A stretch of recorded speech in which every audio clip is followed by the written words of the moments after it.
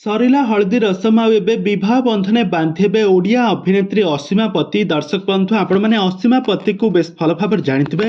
ବର୍ତ୍ତମାନ ସମୟରେ ତାଙ୍କର ନିର୍ବନ୍ଧ ସରିଯାଇଛି, ତାଙ୍କର ହଳଦୀ ରସମ ମଧ୍ୟ ସରିଯାଇଛି ଆଉ ଆଗାମୀ ଦିନମାନଙ୍କରେ ତାଙ୍କର ବାହାଘର ହେବା ପାଇଁ ଯାଉଛି।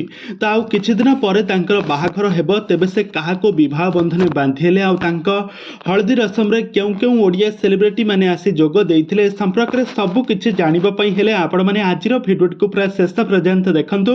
ଆଉ ଏହା ପୂର୍ବରୁ ଯଦି ଆପଣମାନେ ଆମ ଚ୍ୟାନେଲକୁ ସବସ୍କ୍ରାଇବ୍ କରିନାହାନ୍ତି ତାହେଲେ ସବସ୍କ୍ରାଇବ୍ କରି ପାଖରେ ଥିବା ବେଲ୍ ଆଇକନକୁ ଦବାଇ ଦିଅନ୍ତୁ।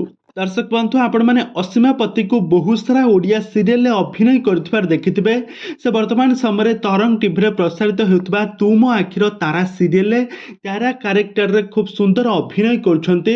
ତାଙ୍କର ଆକ୍ଟିଂକୁ ଦର୍ଶକମାନେ ବହୁ ମାତ୍ରାରେ ପସନ୍ଦ କରୁଛନ୍ତି।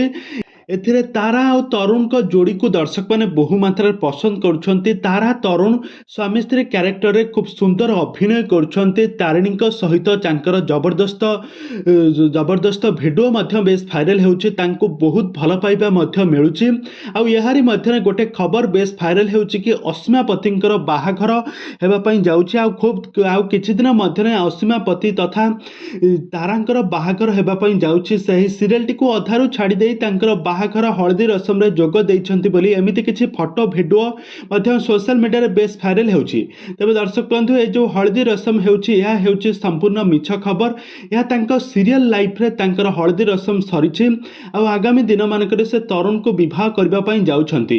କିନ୍ତୁ ତାଙ୍କ ରିଅଲ ଲାଇଫରେ ସେ ଆଜି ପର୍ଯ୍ୟନ୍ତ ବି ବିବାହ କରିନାହାନ୍ତି କି ତାଙ୍କର ହଳଦୀ ରସମ ସରିନାହିଁ। ତେବେ ଦର୍ଶକ ବନ୍ଧୁ ଆପଣମାନଙ୍କୁ କେମିତି ଲାଗେ? ତାରିଣୀ ଆଖିର ତାରା ସିରିଏଲରେ ଅସୀମା ପତିଙ୍କ ଆକ୍ଟିଂ ଆପଣମାନଙ୍କୁ କେମିତି ଲାଗେ? ଆମକୁ ନିହାତି ଭାବେ କମେଣ୍ଟ ବକ୍ସରେ କମେଣ୍ଟ କରନ୍ତୁ।